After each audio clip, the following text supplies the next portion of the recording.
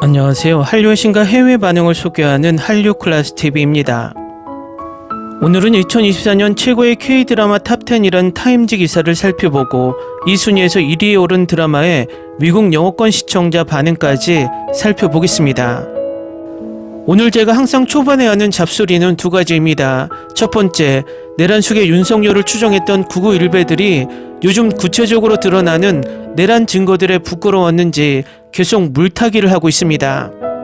우리나라는 6.25 전쟁 이후 계속 독재국가로 있다가 1987년 6월 항쟁으로 자유민주주의 국가가 탄생된 이후 37년 동안 단 한 번도 국가가 체제가 바뀐 적이 없고 국제적으로 민주주의 선진국으로 추앙받아 왔습니다.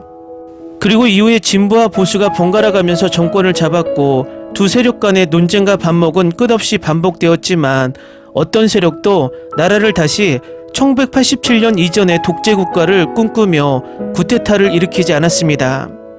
그런데 내란숙의 윤석열은 우리의 민주주의 투사들이 목숨과 바꾼 민주주의를 전복시키고 중국의 독재국가나 일본의 60년 일당 독재 유사민주주의 전체주의 국가를 꿈꾸며 반란을 일으켰습니다.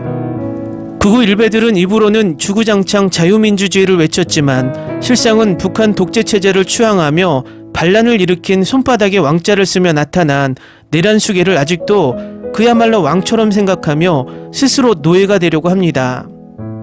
더 한심스러운 것은 아직도 내란수계가 잡히지 않고 내란 상태가 유지되고 있는 상황에서 지금 대한민국에 아무 일도 없었던 것처럼 윤석열을 체포하고 심판해야 한다는 주장을 정치적 발언이라고 치부하며 애써 자기들이 그동안 추앙했던 윤석열을 놓지 못하고 부끄러운 줄도 모르고 지금 이 상황이 정치적 게임이라고 물타기를 하고 있습니다. 갑자기 자유민주주의 한국이 북한의 독재국가가 될 뻔했고 그 잔당들이 아직도 남아있는데 이게 정치적인 이야기라고 말합니다. 극우 일베 세력들은 항상 그래왔습니다. 일제강점기에는 일본을 추앙하다 해방 후 미국 군종을 할 때는 그 친일파들이 미국에 바짝 붙어서 목숨을 구걸했고 6.25 전쟁 후에는 이승만이 부정선거를 저질렀어도 박정희가 쿠데타를 저질렀어도 전두환이 또다시 쿠데타를 저질렀어도 그들 밑에서 그들을 왕처럼 모시고 기생하며 지금의 친일 극우 일베 세력이 되었습니다. 그래서 그들은 그 친일과 독재를 버리지 못하고 민주주의를 파괴한 내란수계를 오늘도 여전히 편을 들고 찬양하고 있습니다. 이 상황을 그냥 정치게임으로 주장하는 이들은 내란수계와 한패인 것입니다. 또 이 상황에서 대한민국 국민으로서 목소리를 내지 않는다는 것은 민주주의 국가 대한민국에서 함께 살아갈 공동체 의식이 없는 우리의 민주주의 시민이 아닌 것입니다. 그냥 그들은 대한민국이 중국과 북한처럼 독재국가가 되어도 괜찮아라는 뇌가 없는 부류들입니다. 두 번째는 과연 극우 일베들이 한류를 즐길 자격이 있냐는 것입니다.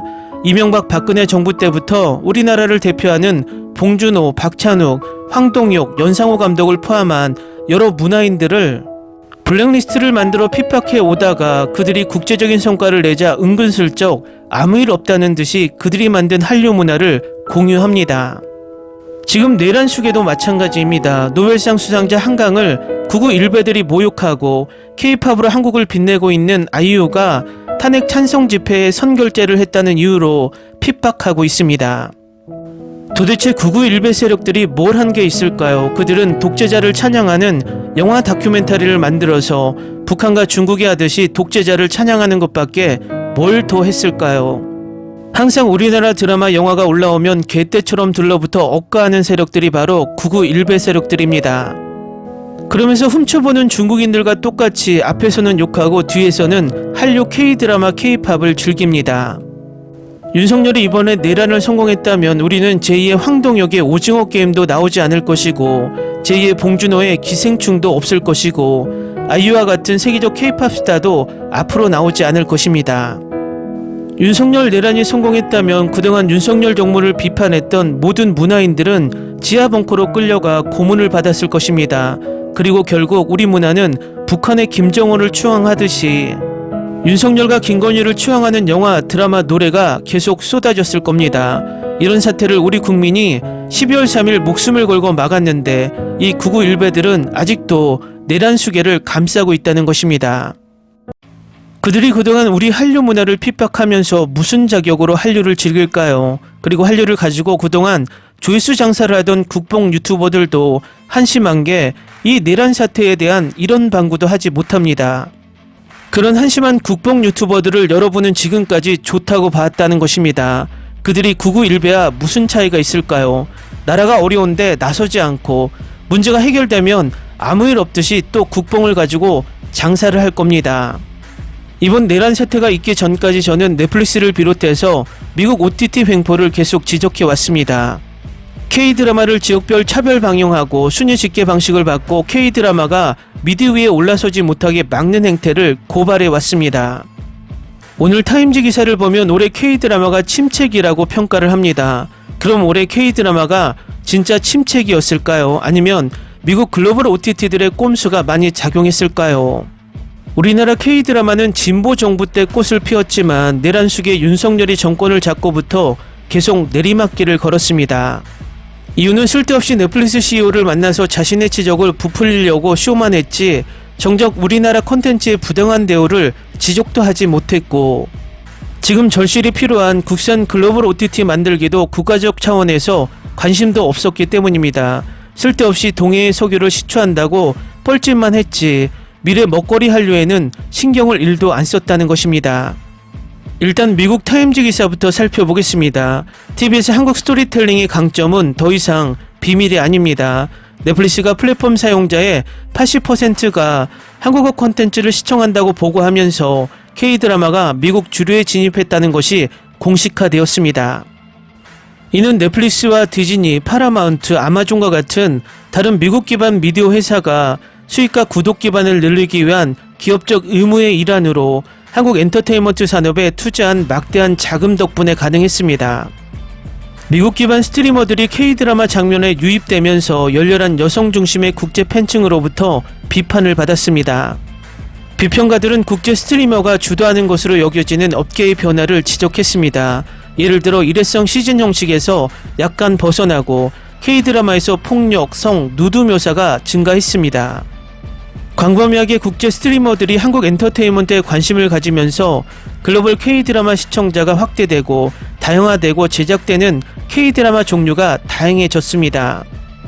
로맨틱 멜로드라마가 여전히 한국 TV 산업의 중추를 이루고 있지만 오징어 게임과 같은 쇼의 인기는 더 많은 남성이 시청할 K드라마에 대한 국제 스트리머의 식욕을 자극했습니다.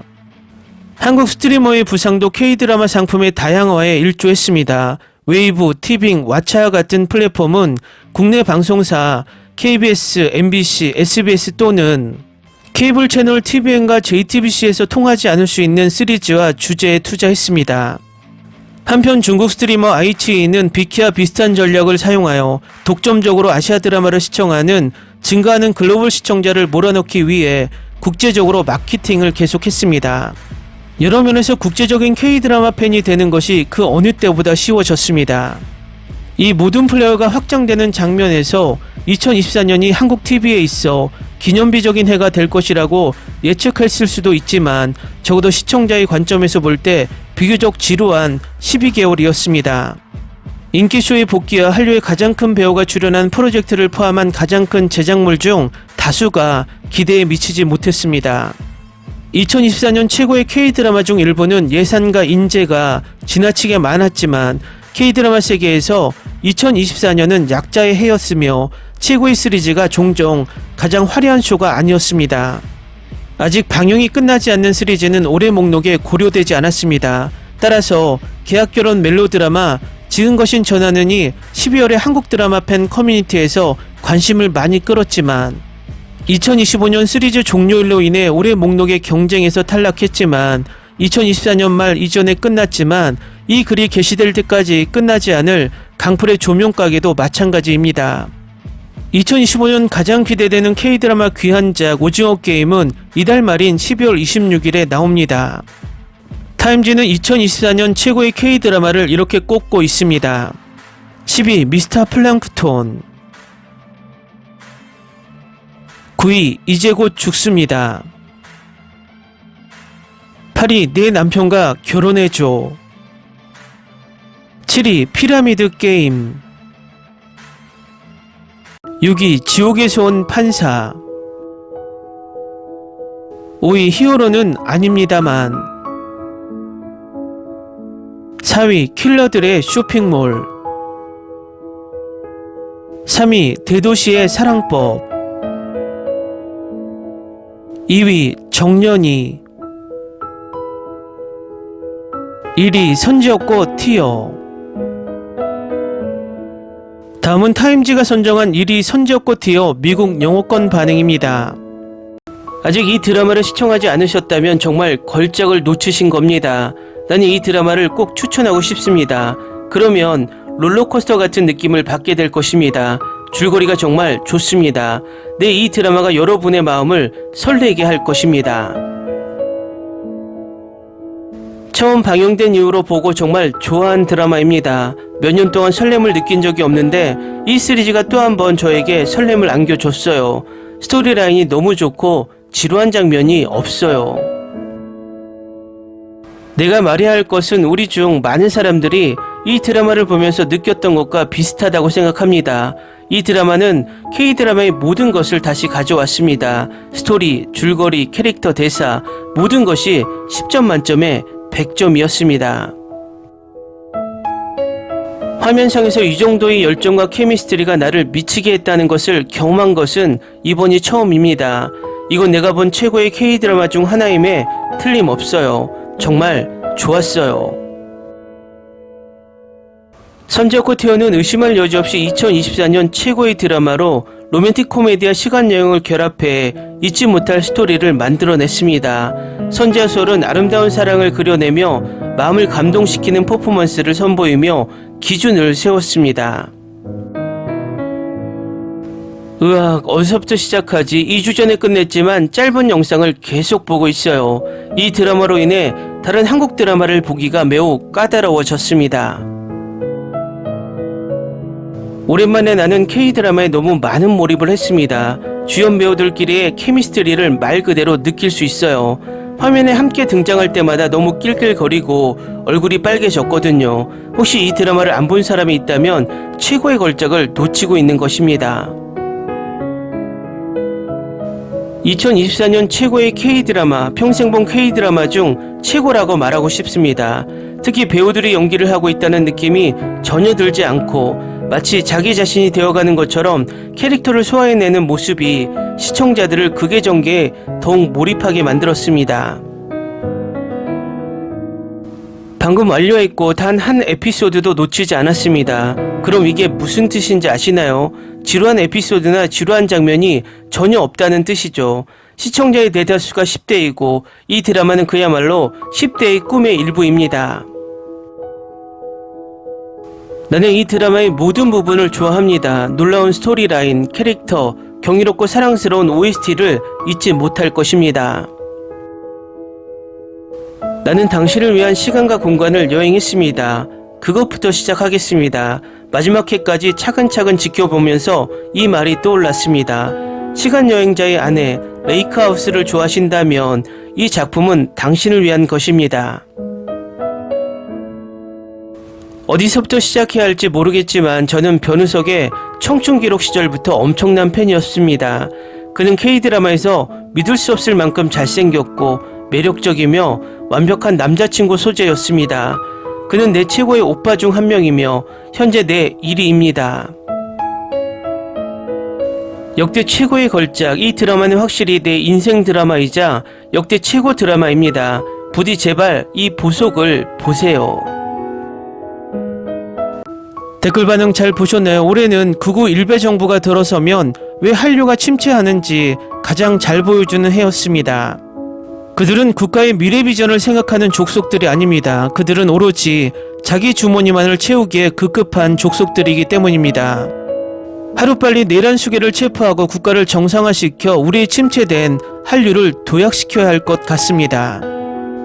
한류 클래스 TV는 한류 외신과 해외 반응을 꾸준히 쫓아가 보겠습니다. 재밌게 잘 보셨나요? 여러분의 구독, 좋아요, 댓글, 알림 설정은 컨텐츠 제작에 큰 힘이 됩니다. 그리고 항상 하시는 일마다 대박 나시고 행복하시길 바랍니다.